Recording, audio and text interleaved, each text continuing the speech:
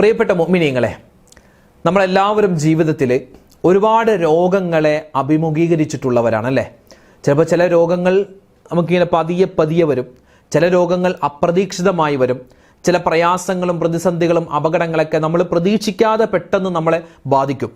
അപ്പോൾ ഈ പ്രതീക്ഷിക്കാതെ വരുന്ന ചില രോഗങ്ങൾ അല്ലെങ്കിൽ അപകടങ്ങൾ, ഇതിൽ നിന്നൊക്കെ കാവൽ കിട്ടാൻ, ഇതിൽ നിന്നെല്ലാം സലാമത്ത് കിട്ടാൻ 4 അത്ഭുത മന്ത്രങ്ങളാണ് ഇന്നത്തെ ക്ലാസ് നമ്മൾ പഠിക്കുന്നത്.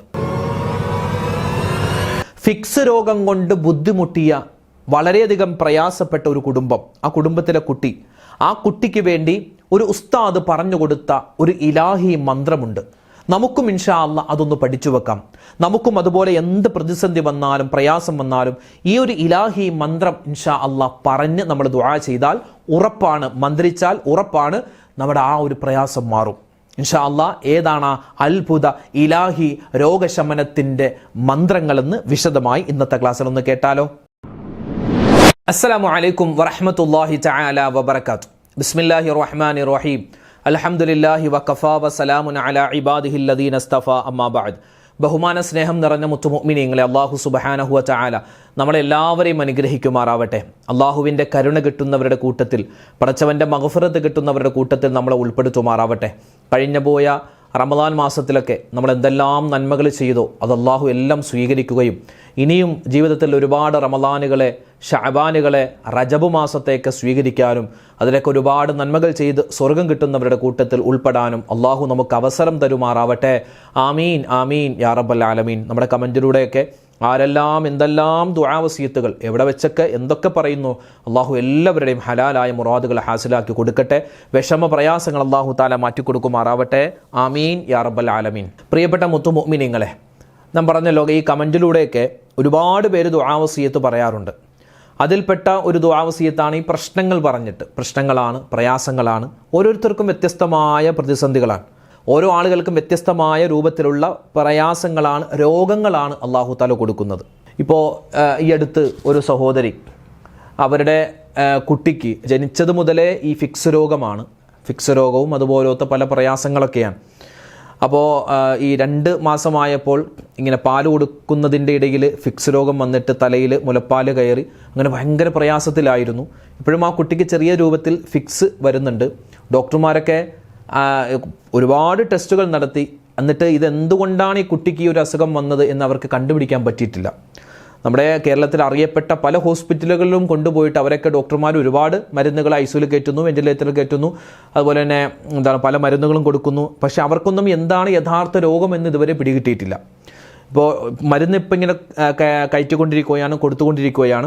ഡോക്ടർമാർ തന്നെ പറയുന്നത് ഞങ്ങൾ 2 രൂപത്തിലുള്ള മരുന്നാണ് കൊടുക്കുന്നത്. ഇതിലേതോ ഒരു മരുന്ന് കുട്ടിക്ക് ആവശ്യമില്ലാത്തതാണ്, ഏതോ ഒരെണ്ണം ആവശ്യമുള്ളതാണ്. അത് ഏതാണ് ആവശ്യമില്ലാത്തത്, ഏതാണ് ആവശ്യമുള്ളതെന്ന് ഞങ്ങൾക്ക് തന്നെ അറിയുന്നില്ല. അതിനും ഇനി ഒരുപാട് ടെസ്റ്റുകൾ ചെയ്യണം, 10-50,000 രൂപയുടെ വീണ്ടും ടെസ്റ്റ് ചെയ്യണം. അപ്പം അങ്ങനെ ഡോക്ടർമാർ വരെ അവർക്കൊരു പിടുത്തവും കിട്ടാതെ അവർ വരെ കൈ മലർത്തുന്ന ഒരവസ്ഥ. ഒരുപാട് ആളുകൾ, ഒരുപാട് കുട്ടികൾക്ക് ഓരോ ഹോസ്പിറ്റലിൽ ചെന്നാലും വ്യത്യസ്തമായ രോഗങ്ങൾ വന്ന് കിടക്കുന്ന ആളുകൾ, അവർക്കൊക്കെ കൊടുക്കുന്ന മരുന്ന് ആ ഡോക്ടർമാർക്ക് തന്നെ അറിയില്ല ഇത് ഞങ്ങൾ കൊടുക്കുന്ന മരുന്ന് ശരിയാണോ, അല്ലെങ്കിൽ ഞങ്ങൾ കൊടുക്കുന്ന ഈ ഒരു ട്രീറ്റ്മെൻറ്റ് ഇത് ഈ രോഗം മാറാനുള്ളതാണെന്ന് അവർക്ക് തന്നെ അറിയില്ല. വരുന്നു, അവർക്ക് എന്തൊക്കെയോ ചെയ്യുന്നു, ഐസിയുയിൽ കയറ്റുന്നു, വെന്റിലേറ്ററിൽ കയറ്റുന്നു, കുറേ പൈസ വാങ്ങുന്നു. അങ്ങനെ ഒരുപാട് രോഗികളെ ചൂഷണം ചെയ്യുന്ന ഡോക്ടർമാരും ഹോസ്പിറ്റലുകളും വർദ്ധിച്ചു വരുന്ന കാലമാണ്. നമ്മൾ പ്രത്യേകം ആ കാര്യമൊക്കെ ഒന്ന് മനസ്സിലാക്കി വെച്ചാൽ നല്ലതാണ്. പിന്നെ ആ സമയത്ത് പിന്നെ നമ്മൾ ഇങ്ങനെ കുട്ടിക്കൊരു പ്രശ്നമുണ്ടായാലും അല്ലെങ്കിൽ നമുക്ക് തന്നെ പ്രശ്നമുണ്ടായാൽ നമ്മൾ എന്തായാലും ഏതെങ്കിലും ഒരു ഹോസ്പിറ്റൽ എന്നല്ല, നല്ല ഹോസ്പിറ്റലിൽ തന്നെ കൊണ്ടുപോകാനാണ് നമ്മളൊക്കെ പറയുക. പക്ഷെ അങ്ങനെ കൊണ്ടുപോയി അവിടെ ചെന്ന് പെട്ടാൽ ഒരു ചൂണ്ടയിൽ കുടുങ്ങിയ മീനിനെ പോലെ ആയിരിക്കും. അത് ചൂണ്ടക്കാരൻ തീരുമാനിക്കണം ഈ മീനിനെ കരയിലേക്ക് ഇടണോ അതോ വെള്ളത്തിലേക്ക് തന്നെ ഇടണോ എന്ന് ആ ചൂണ്ടക്കാരൻ തീരുമാനിക്കുന്നത് പോലെ ഈ ഡോക്ടർമാർ പറയും ഇവരെ ഡിസ്ചാർജ് ആക്കണോ വേണ്ടയോ. കാരണം അത്രമാത്രം ഇന്ന് ചൂഷണം വർദ്ധിക്കുന്ന കാലമാണ്. ഞാൻ പറയുന്നത് ഇങ്ങനെ ആ സഹോദരി ഒരുപാട് വിഷമിച്ചു, ആ കുടുംബം ഒരുപാട് സങ്കടപ്പെട്ടു. അങ്ങനെ അവരെ പല ഉസ്താദുമാരുടെ അടുക്കലും ആ കുട്ടിയെ മന്ത്രിക്കാൻ വേണ്ടി പോയി. ചെറിയ കുട്ടിയാണ്, ആൺകുട്ടിയാണ്, 2.5 മാസം, ഇപ്പോൾ 3 മാസം ആവുന്നേ ഉള്ളൂ എന്ന് തോന്നുന്നു. അപ്പോൾ ആ കുട്ടിയെ മന്ത്രിക്കാൻ വേണ്ടി കൊണ്ടുപോയി. അപ്പോൾ ഇങ്ങനെ കൊണ്ടുപോകുന്ന സമയത്തൊക്കെ ഫിക്സ് രോഗം ഇങ്ങനെ വന്നുകൊണ്ടേയിരിക്കുകയാണ്. ഇങ്ങനെ തല ഇങ്ങനെ കണ്ണിങ്ങനെ മേലേക്ക് പോകുന്നു, അങ്ങനെ വായിൽ നിന്ന് ഇങ്ങനെ പത വരുന്നു, അങ്ങനത്തെ ഒരു അവസ്ഥ. അള്ളാഹു താല പരിപൂർണമായ ആഫിയത്തും ആരോഗ്യവും ആ കുട്ടിക്കും നമ്മുടെ മക്കൾക്കും അള്ളാഹു തരുമാറാവട്ടെ. ആ കുട്ടിയുടെ എന്ത് അസുഖമാണെങ്കിലും അള്ളാഹു താല മാറ്റിക്കൊടുക്കുകയും നമ്മുടെ മക്കൾക്കൊക്കെ അസുഖമുണ്ടെങ്കിൽ അള്ളാഹു താല ശിഫയാക്കുകയും ചെയ്യുമാറാവട്ടെ എന്ന് ആത്മാർത്ഥമായിട്ട് ദ്വാരക്കുകയാണ്. അങ്ങനെ ഒരു ഉസ്താദിൻ്റെ അടുക്കൽ ഇങ്ങനെ മന്ത്രിക്കാൻ കൊണ്ടുപോകുന്ന സമയത്തൊക്കെ ഇങ്ങനെ ഫിക്സ് വന്നുകൊണ്ടിരിക്കുക. അപ്പോൾ അങ്ങോട്ട് ചെന്നു ഉസ്താദ് നോക്കിയിട്ട് കാര്യങ്ങളൊക്കെ ഇങ്ങനെ പറഞ്ഞു ഒരു ദിക്റുണ്ട്, ഇതൊരു ദിക്റാണ്, ദുആയാണ്, ഇത് വല്ലാത്തൊരു പവറുള്ള വാക്കാണ്. ഈ കുട്ടിക്ക് ഫിക്സ് വരുമ്പോൾ ഈ വാക്ക് പറഞ്ഞ് നിങ്ങൾ എന്ത് ചെയ്യുക, കുട്ടിയെ മന്ത്രിക്കുക എന്ന് പറഞ്ഞു. അങ്ങനെ തിരിച്ചു വന്നു. മുമ്പൊക്കെ ഇങ്ങനെ 10 മിനിറ്റോളം ഇങ്ങനെ ഫിക്സ് വന്നുകൊണ്ടിരിക്കുകയാണെങ്കിൽ ഇപ്പോൾ അതൊക്കെ മാറിയിട്ട് ഇപ്പോൾ എന്താണ്, ഒരു ദിവസം തന്നെ പല പ്രാവശ്യം ചെറുതായിട്ട് ഇങ്ങനെ വരും. അപ്പോൾ വരുന്ന സമയത്ത് തന്നെ കുട്ടിയുടെ ഉമ്മയും വാപ്പയൊക്കെ എന്ത് ചെയ്യും, ഈ വാക്ക് പറഞ്ഞിട്ട് മന്ത്രിക്കും. അതെന്താണ് ആ വാക്കെന്നറിയോ? അതായത് ഡോക്ടർമാർ വരെ എന്താണ് വീട്ടിലേക്ക് കൊണ്ടുപോയിക്കോളൂ, പിന്നെ മരുന്ന് കൊടുത്താൽ മതി എന്നൊക്കെ പറഞ്ഞ്, അതായത് ഒരു കൈയൊഴിയുന്നൊരവസ്ഥ പോലെ. എന്നാൽ കൈയൊഴിഞ്ഞൊന്നല്ല, കൈയൊഴിയുന്ന അവസ്ഥ. ഇനിയിപ്പോഴും ഹോസ്പിറ്റലിൽ കൊണ്ടുപോയാൽ വീണ്ടും വെന്റിലേറ്ററിലേക്ക് കയറ്റും, അല്ലെങ്കിൽ ഐസിയുലേക്ക് കയറ്റും, അവർ പൈസ വാങ്ങും. അപ്പോൾ അവർക്ക് തന്നെ അറിയില്ല ഞങ്ങൾ എന്താ ചെയ്യുന്നതെന്ന്. അപ്പോൾ അങ്ങനെയുള്ള ആ സാഹചര്യത്തിൽ ആ ഉസ്താദ് പറഞ്ഞ ആ ഒരു മന്ത്രം, അതെന്താണ് ആ മന്ത്രം? നമുക്കും ഒരുപാട് പ്രശ്നങ്ങൾ വരും. നമുക്കിപ്പോൾ ഫിക്സ് രോഗം വരുമെന്നല്ല, ഫിക്സ് എന്നല്ല, അതല്ലാതെ ഏത് അസുഖം വന്നാലും, ഏത് പ്രതിസന്ധി വന്നാലും, ഏത് ബുദ്ധിമുട്ട് വന്നാലും നമുക്കതിൽ നിന്നൊക്കെ ഒന്ന് പിടിച്ചു നിൽക്കാൻ, പെട്ടെന്നുള്ള പ്രതിസന്ധികൾക്കുള്ള പരിഹാരമായി മഹാന്മാർ പറഞ്ഞു തരുന്ന പെട്ടെന്നുള്ള അപകടങ്ങൾ, പ്രതീക്ഷിക്കാതെ വരുന്ന രോഗങ്ങൾ, അതുപോലെ അതിൽ നിന്നൊക്കെ സലാമത്താവാനുള്ള 4 കാര്യങ്ങളുണ്ട്. അതിൽപ്പെട്ട ഒന്നാമത്തെ ഒരു മന്ത്രമാണ് ഇൻഷാ അല്ലാഹ് നമ്മൾ ആദ്യം പറയാൻ പോകുന്നത്. ഇത് നിങ്ങൾക്ക് പലപ്പോഴും നിങ്ങൾ കേട്ടിട്ടുണ്ടാകും, നിങ്ങളിത് പഠിച്ചു വെച്ചിട്ടുണ്ടാവാം. ഇല്ലെങ്കിൽ ഇത് ഇന്ന് തന്നെ നിങ്ങളൊന്ന് പഠിച്ചു വെക്കുക, നിങ്ങളുടെ ബുക്കിലേക്കോ ഒരു പേപ്പറിലേക്കോ എഴുതി സൂക്ഷിച്ചു വെക്കുക. ഇത് വല്ലാത്തൊരു മന്ത്രം. ഈ കാണാതെ പഠിച്ചാൽ ഏറ്റവും ഹൈറാണ്. കാരണം നമുക്ക് പെട്ടെന്നൊരു വേദന വന്നു, ഒരു തലകറക്കം വന്നു, തലവേദന വന്നു, നമ്മുടെ കുട്ടിക്ക് എന്തോ ഒരു അസുഖം വന്നു, പനി വന്നു. അപ്പോൾ നമ്മൾ ചികിത്സയൊക്കെ ചെയ്യണം, ചികിത്സയൊക്കെ വേണം, ഡോക്ടർമാരെ കാണിക്കണം, അതൊക്കെ വേണം, വേണ്ടാന്ന് പറയുന്നില്ല. പക്ഷെ അതൊക്കെ ചെയ്യുന്നതോടൊപ്പം തന്നെ ആത്മീയമായ ഈ ഒരു മന്ത്രം കൂടി നമ്മൾ എന്ത് ചെയ്യാൻ മറക്കണ്ട. ഇത് ചെയ്യാൻ നമ്മൾ വിട്ടുപോകരുത്. ഏതാണ് ആ ദുആ? ഇതൊരു ദുആയാണ്, ഇതൊരു ദിക്റാണ്. അള്ളാഹുവിലേക്ക് നമ്മൾ ബരമേൽപ്പിക്കുന്നൊരു വാക്കാണ്. നിങ്ങൾ സ്ക്രീനിൽ കാണാം. ഏത്? അസ്അലുല്ലാഹൽ അലീം റബ്ബൽ അർശിൽ അലീം അൻ യശ്ഫിയക്. ഇത് അത്രേ ഉള്ളൂ. വളരെ സിമ്പിളാണ് പറയാൻ. ഇത് പറഞ്ഞ് ഇതൊരു 11 വട്ടമോ 7 പ്രാവശ്യമോ ആ കുട്ടിയുടെ ശരീരത്തിൽ ഇങ്ങനെ തടവി, നമുക്ക് എവിടെയാണ് പ്രയാസമുള്ളത് അവിടെ ഇങ്ങനെ തടവിക്കൊണ്ട് നമ്മളിത് പറയണം. അസ്അലുല്ലാഹൽ അലീം റബ്ബൽ അർശിൽ അലീം അൻ യശ്ഫിയക്. അസ്അലുല്ലാഹൽ അലീം റബ്ബൽ അർശിൽ അലീം അൻ യശ്ഫിയക്. അസ്അലുല്ലാഹൽ അലീം. എന്താ അതിൻ്റെ അർത്ഥം? അസ്അലുല്ലാഹൽ അലീം, ഉന്നതനായ ഉദാത്തനായ അള്ളാഹുവിനോട് ഞാൻ ഇതാ ചോദിക്കുകയാണ്. റബ്ബൽ അർശിൽ അലീം, ഉന്നതമായ അർശ്, ആ ഉന്നതമായ അർശിൻ്റെ റബ്ബാകുന്ന അള്ളാഹുവേ, നിന്നോട് ഞാൻ ചോദിക്കുകയാണ്, നിന്നോട് ഞാൻ അപേക്ഷിക്കുകയാണ്. അൻ യശ്ഫിയക്, ഈ ഒരു പ്രയാസത്തിൽ നിന്നും നീ പരിഹാരം തരണേ അല്ലാ, ഈ രോഗത്തിന് നീ ശമനം കൊടുക്കണേ അല്ലാ. അള്ളാഹ്ക്ക് ഏറ്റവും കൂടുതൽ ഇഷ്ടമുള്ള ഒരു വാക്കാണ് ആ പറയുന്നത്. അസ്അലുല്ലാഹൽ അലീം റബ്ബൽ അർശിൽ അലീം അൻ യശ്ഫിയക്. പഠിച്ചു വെച്ചോട്ടാ. ഇത് വല്ലാത്തൊരു വാക്കാണ്, ഭയങ്കര എഫക്റ്റീവായ വാക്കാണ്. ഇത് നമുക്ക് എല്ലാവർക്കും ഉപകാരപ്പെടുന്ന ഒരു വാക്കാണ്. അള്ളാഹുവിൻ്റെ ഔലിയാക്കന്മാരൊക്കെ മന്ത്രിക്കുന്ന സമയത്ത്, അല്ലെങ്കിൽ വലിയ വലിയ ഉസ്താദുമാരൊക്കെ മന്ത്രിക്കുന്ന സമയത്ത് ഈ ഒരു വാക്ക് പറയാറുണ്ട്. അസ്അലുല്ലാഹൽ അലീം റബ്ബൽ അർശിൽ അലീം അൻ യശ്ഫിയക്. ഇൻഷാ അല്ലാഹ് നമുക്ക് തന്നെ സ്വന്തമായിട്ട് മന്ത്രിച്ച്, വെള്ളത്തിൽ മന്ത്രിച്ച് ഈ വാക്കുകളൊക്കെ 7 വട്ടോ 11 വട്ടോ ഒക്കെ പറഞ്ഞ് വെള്ളത്തിൽ ഇഷ്ഫി എന്ന് പറഞ്ഞ് മന്ത്രിച്ച് നമുക്ക് തന്നെ കുടിക്കാൻ പറ്റുന്ന ഒരു വല്ലാത്തൊരു മന്ത്രമാണിത് കേട്ടോ. ഇനി രണ്ടാമത്തേത്, നമുക്കറിയാമല്ലോ, നേരത്തെ ഞാൻ പറഞ്ഞതുപോലെ ഓരോ ആളുകൾക്കും വ്യത്യസ്തമായ പ്രതിസന്ധികളാണ്, വ്യത്യസ്തമായ രോഗങ്ങളാണ്, സാമ്പത്തികമായ ബുദ്ധിമുട്ട്, ശാരീരികമായ ബുദ്ധിമുട്ട്, അതുപോലെ തന്നെ കുടുംബപരമായ പല പ്രശ്നങ്ങളൊക്കെ ഉണ്ട്. മഹാനായ ഇബ്നു മസ്ഊദ് റളിയല്ലാഹു തആല അൻഹു, മഹാനവർകൾ ഭയങ്കര സ്വഹാബിയാണ്. അദ്ദേഹം ഇങ്ങനെ രോഗിയായി കിടക്കുകയാണ്. അപ്പോൾ അന്നത്തെ ഖലീഫയാകുന്ന മഹാനായ ഉസ്മാൻ ബിൻ അഫ്ഫാൻ റളിയല്ലാഹു തആല അൻഹു ഇദ്ദേഹത്തെ കാണാൻ വേണ്ടി ചെന്നു. അപ്പോൾ അദ്ദേഹം ഇങ്ങനെ രോഗിയായിട്ട് ഇങ്ങനെ കിടക്കുക. അപ്പോൾ ഈ ഉസ്മാൻ റളിയല്ലാഹു തആല ചോദിച്ചു, ഇബ്നു മസ്ഊദ് തങ്ങളെ, നിങ്ങൾക്ക് ഈ ഒരു അസുഖത്തിൽ നിന്നും ശിഫയാവാൻ നിങ്ങൾക്ക് ഒരു വൈദ്യനെ ഞാൻ കൊണ്ടുവന്ന് തരട്ടെ? അദ്ദേഹം നോക്കിയിട്ട് നിങ്ങളുടെ അസുഖം എന്താണെന്ന് മനസ്സിലാക്കി അതിനുള്ള മരുന്ന് തരുമല്ലോ. അപ്പം അതുകൊണ്ട് ഒരു വൈദ്യനെ ഞാൻ കൊണ്ടുവരട്ടെ എന്ന് ഈ ഉസ്മാൻ റളിയല്ലാഹു തആല ചോദിച്ചപ്പോൾ മഹാനായ ഇബ്നു മസ്ഊദ് റളിയല്ലാഹു തആല വേണ്ട, എനിക്ക് വേണ്ട. എനിക്ക് രോഗം തന്നത്, ഏത് രോഗവും ശിഫയാക്കാൻ, ഏത് രോഗവും മാറ്റാൻ കഴിവുള്ള ഒരു ഡോക്ടറായ പടച്ചോനുണ്ട്. ആ പടച്ചോനാണ് എനിക്ക് ഈ രോഗം തന്നത്. അവൻ തന്നെ ഇത് ശിഫയാക്കിക്കോളും. ഇതെന്താണ്? അത് അവരുടെ ഈമാനാണ്. നമ്മൾ ഈ കാലത്ത് ഈ തരത്തിലുള്ള അവരുടെ ഈമാനുമായി വെച്ചുകൊണ്ടിരുന്നാൽ നമ്മൾ പെട്ടുപോവുള്ളൂ. കാരണം അവർക്കെന്നൊക്കെ പറഞ്ഞാൽ അള്ളാന്റെ റസൂലിനെ കണ്ട ഈമാനാണ്. സ്വർഗം കൊണ്ട് സന്തോഷ വാർത്ത നേരിട്ട് ചെവിയിലൂടെ കേട്ട സ്വഹാബിമാരുടെ അവരുടെ ഈമാനാണ്. മലക്കുകൾ, ജിബ്രീൽ എന്ന മലക്ക് ഉൾപ്പെടെ ലക്ഷക്കണക്കിന് കോടിക്കണക്കിന് മലക്കുകൾ ഇറങ്ങുന്ന സാഹചര്യത്തിൽ ആ പരിസരത്ത് അതിൻ്റെ സാമീപ്യം അനുഭവിച്ച സ്വഹാബിമാരാണ്.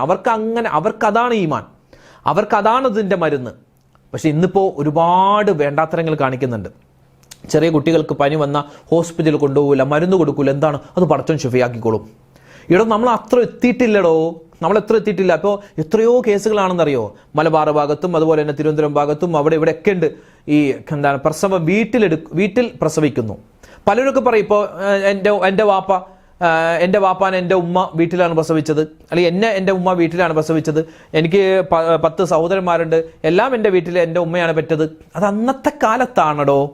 അന്നത്തെ കാലത്തെ പെണ്ണുങ്ങൾ എന്ന് പറഞ്ഞാൽ അള്ളാഹു തആല പ്രത്യേകം ഒരു എന്താ പറയാ, പെണ്ണുങ്ങളെല്ലാം ഒന്ന് തന്നെയാണെങ്കിലും അന്നത്തെ കാലത്തെ സ്ത്രീകൾ എന്ന് പറഞ്ഞാൽ അള്ളാഹു പ്രത്യേകം ഒരു എന്താ പറയാ, ഒരു പ്രത്യേകം ഒരു റഹ്മത്ത് അവർക്ക് കൊടുത്തിട്ടുണ്ടായിരുന്നു. ഇന്നിപ്പോൾ അതുണ്ടോയെന്ന് ചോദിച്ചാൽ പലർക്കും ഇല്ലാതായിക്കൊണ്ടിരിക്കുകയാണ്. ഇന്നിപ്പോൾ തൊട്ടാൽ രോഗം വരുന്ന കാലമാണ്, തൊട്ടാൽ ഇൻഫെക്ഷൻ വരുന്ന കാലമാണ്, അല്ലേ? AC മുറിയിൽ ഇരുന്നാലും ഇൻഫെക്ഷൻ വരുന്ന കാലമാണ്. അതുകൊണ്ട് പറഞ്ഞു വന്നത്, ഇപ്പോൾ വീട്ടിലെ പ്രസവം എന്നൊക്കെ പറഞ്ഞ് ഇപ്പോൾ വേണ്ടാത്തരങ്ങൾ യൂട്യൂബിലൂടെ കണ്ടിട്ട് പ്രസവിക്കുന്നു, അല്ലെങ്കിൽ ഭർത്താവ് തന്നെ ഭാര്യയുടെ പ്രസവം എടുക്കുന്നു. അതൊക്കെ ഇന്നത്തെ കാലത്ത് അത് ഭയങ്കര കോംപ്ലിക്കേറ്റഡ് ആണ്. കാരണം ഇന്നിപ്പോൾ നമ്മൾ കഴിക്കുന്ന ഭക്ഷണത്തിൻ്റെയും നമ്മുടെ കാലാവസ്ഥയുടെയും നമ്മൾ കുടിക്കുന്ന വെള്ളത്തിൻ്റെയൊക്കെ ഒരുപാട് മാറ്റങ്ങൾ വന്നിട്ട് നമ്മുടെ ശരീരം തന്നെ നമ്മളോട് എതിരായിട്ട് പ്രവർത്തിക്കുന്ന ഒരു കാലമാണ്, അല്ലേ? നമ്മൾ കഴിച്ച ഭക്ഷണം തന്നെ, നമ്മൾ കഴിക്കുന്ന ചോറും കറിയൊക്കെ തന്നെയായിരുന്നു പണ്ടുള്ള ആളുകളും കഴിച്ചത്. പക്ഷേ അവർക്ക് അന്ന് കഴിച്ചപ്പോൾ രോഗമില്ല. ഇന്ന് നമ്മൾ അത് കഴിക്കുമ്പോൾ രോഗം വരുന്നു. എന്താ? ഒന്ന് നമ്മൾക്ക് വ്യായാമമില്ലായ്മയും അതുപോലെ നമ്മുടെ കാലാവസ്ഥയും, നമ്മൾ ഭക്ഷണത്തിലൂടെ ഭക്ഷണത്തിൽ ചേർക്കുന്ന ചില വസ്തുക്കളുണ്ട്, ആ മസാലപ്പൊടിയും അതുപോലെ വെളിച്ചെണ്ണയൊക്കെ. ഇന്നൊക്കെ എന്താ ഇന്ന് കിട്ടുന്ന വെളിച്ചെണ്ണ? എന്ത് വെളിച്ചെണ്ണയാ? നമ്മളൊക്കെ നല്ല തെങ്ങിന്ന് പറിച്ചിട്ട് അപ്പം തന്നെ ഉണക്കി ഉണ്ടാക്കി കൊണ്ടുവരുന്ന വെളിച്ചെണ്ണയാണ് എന്നാണോ കരുതിയിട്ടുള്ളത്? ഒരിക്കലും അല്ലാട്ടോ. നമ്മൾ കഴിക്കുന്ന, നമ്മൾ ഭക്ഷണത്തിൽ പാചകം ചെയ്യാൻ ഉപയോഗിക്കുന്ന ബഹുഭൂരിപക്ഷം എണ്ണയും അത് നമുക്ക് കെമിക്കൽ അടങ്ങിയ വെളിച്ചെണ്ണകളാണ്. നമ്മുടെ ശരീരത്തിൽ ഒരുപാട് അസുഖങ്ങൾ ഉണ്ടാക്കുന്നുണ്ട്. അപ്പം അങ്ങനത്തെ ഒരു കാലത്ത് നമ്മളിപ്പോൾ വീട്ടിൽ പ്രസവം, ഞാനിപ്പോൾ എൻ്റെ ഭാര്യയുടെ പ്രസവം വീട്ടിൽ തന്നെ എടുക്കും എന്നൊക്കെ പറഞ്ഞ് അങ്ങനെയൊന്നും കരുതരുതേ, അള്ളാനെ തവക്കുലാക്കി എന്നൊക്കെ. നമ്മൾ അത്ര ആയിട്ടില്ലടോ, ആയിട്ടില്ല. അതുകൊണ്ടാണ് ആയിട്ടില്ല, ആവട്ടെ. അപ്പം അതുകൊണ്ട് അങ്ങനെയല്ല, വീട്ടിൽ പ്രസവം അതൊന്നും വേണ്ട. നമുക്ക് ഹോസ്പിറ്റൽ സംവിധാനമുണ്ടല്ലോ. ഇപ്പോൾ ഗവൺമെൻറ് ഹോസ്പിറ്റൽ ഒരുപാടുണ്ട്. നമ്മൾ എന്ത് ചെയ്യുക? അവിടെ കൊണ്ടുപോയി, പൈസ ഇല്ലാത്തവരാണെങ്കിൽ അവിടെ കൊണ്ടുപോകും. നമുക്കൊരു 5 പൈസയുടെ ചിലവില്ല, കുറച്ച് അങ്ങോട്ടും ഇങ്ങോട്ടും ഓടണമെന്ന് മാത്രം. അങ്ങോട്ടും ഇങ്ങോട്ടൊക്കെ ഒന്ന് ഓടേണ്ടി വരും, എന്നാലും കുഴപ്പമില്ല. ഗവൺമെൻറ് ഹോസ്പിറ്റലുകളിലൊക്കെ നല്ല ട്രീറ്റ്മെൻറ്റ് കിട്ടും. അപ്പം അതുകൊണ്ട് നമ്മൾ അത്തരത്തിൽ സ്വഹാബിമാരുടെ ഈമാൻ നമ്മൾ ഇപ്പോൾ എടുക്കാൻ നിൽക്കണ്ട. നമുക്ക് ഈമാൻ വേണം, നമ്മൾ ഇഖ്ലാസ് വേണം. പക്ഷേ നമുക്ക് കുറച്ച് കുറവാണെന്നുള്ള ബോധ്യം നമുക്കുണ്ടാവണം. അപ്പോൾ മരുന്ന് കഴിക്കണം, ട്രീറ്റ്മെൻറ്റ് എടുക്കണം. അതോടൊപ്പം തന്നെ ഇത്തരത്തിലുള്ള മന്ത്രങ്ങൾ, ഇത്തരത്തിലുള്ള വാചകങ്ങൾ, ഇത്തരത്തിലുള്ള ദുആകളൊക്കെ നമ്മൾ നിത്യമാക്കുകയും വേണം. പറഞ്ഞു വന്നത്, നമ്മൾ ചില കാര്യങ്ങൾ ചെയ്താൽ നമുക്ക് പല അസുഖങ്ങളും ഒഴിവാക്കാൻ പറ്റും. അതിൽപ്പെട്ട ഒരു കാര്യമാണ് രാവിലെ വെറും വയറ്റിൽ അല്പം ശുദ്ധമായ തേൻ ഒഴിച്ചിട്ട്, നല്ല ശുദ്ധമായ പച്ചവെള്ളത്തിൽ അല്പം നല്ല ശുദ്ധമായ തേൻ ഒഴിച്ചിട്ട് കുടിക്കുക. നബിതങ്ങൾ സ്വല്ലല്ലാഹു അലൈഹി വസല്ലം തങ്ങൾ അങ്ങനെ ചെയ്യുമായിരുന്നു. പല അസുഖങ്ങളും വേഗത്തിൽ ശിഫയാവാൻ അത് കാരണമാണ്. പിന്നെ അതുപോലെ തന്നെ ഈ ഉണക്കമുന്തിരി നല്ലപോലെ തലേന്ന് കഴുകിയിട്ട്, ഉണക്കമുന്തിരി നമുക്ക് നല്ലപോലെ കഴുകണം കേട്ടോ, നല്ലപോലെ കഴുകിയിട്ട് കുറച്ച് വെള്ളത്തിലിട്ട് വെക്കുക. രാവിലെ ആകുമ്പോൾ അതിങ്ങനെ വീർത്തിരിക്കും. അത് ആ വെള്ളത്തോടു കൂടി തന്നെ നമ്മൾ പിഴിഞ്ഞിട്ട് അത് കൂടി വെള്ളവും ആ മുന്തിരി ഉണ്ടല്ലോ അത് കഴിക്കുക. അതുപോലെ തന്നെ അത്തിപ്പഴം, അത് 2 എണ്ണം കഴുകി തലേന്ന് വെള്ളത്തിലിട്ട് വെക്കുക. ബദാം കഴുകി വെള്ളത്തിലിട്ട് വെക്കുക. ഇതൊക്കെ എന്താണ്? നമ്മൾ അറിയാതെ നമ്മുടെ ശരീരത്തിലെ അഴുക്കുകൾ നീക്കം ചെയ്യുന്ന, നമ്മുടെ ശരീരത്തിന് നല്ല ഇമ്മ്യൂണിറ്റി തരുന്ന ചില കാര്യങ്ങളാണ്. അതുപോലെ തന്നെ വ്യാഴാഴ്ചയും തിങ്കളാഴ്ചയും പറ്റുന്ന പോലെ നോമ്പ് പിടിക്കുക. ഇനി 2 ദിവസം നോമ്പ് പിടിക്കാൻ പറ്റുന്നില്ലെങ്കിലും തിങ്കളാഴ്ച മാത്രമായിട്ടെങ്കിലും നോമ്പ് പിടിക്കാൻ ശ്രദ്ധിക്കുക. ഇതൊക്കെ നമ്മൾ ശ്രദ്ധിക്കുമ്പോൾ തന്നെ നമ്മുടെ പകുതി അസുഖങ്ങൾ കുറയും. അതോടൊപ്പം തന്നെ സലാമത്ത് ദുആയുണ്ട്. സലാമത്ത് ദുആ വിശുദ്ധമായ ഖുർആനിന്റെ ഹൃദയം ഏത് സൂറത്താണ്? സൂറത്ത് യാസീൻ. ഈ യാസീൻ സൂറത്തിന്റെ ഹൃദയമുണ്ട്. യാസീൻ സൂറത്തുണ്ടല്ലോ, അതിന്റെ ഹൃദയമാണ് ഏത്? വിശുദ്ധമായ സൂറത്ത് യാസീനിലെ ഒരു ആയത്തുണ്ട്, സലാമുൻ ഖൗലം മിർ റബ്ബിർ റഹീം.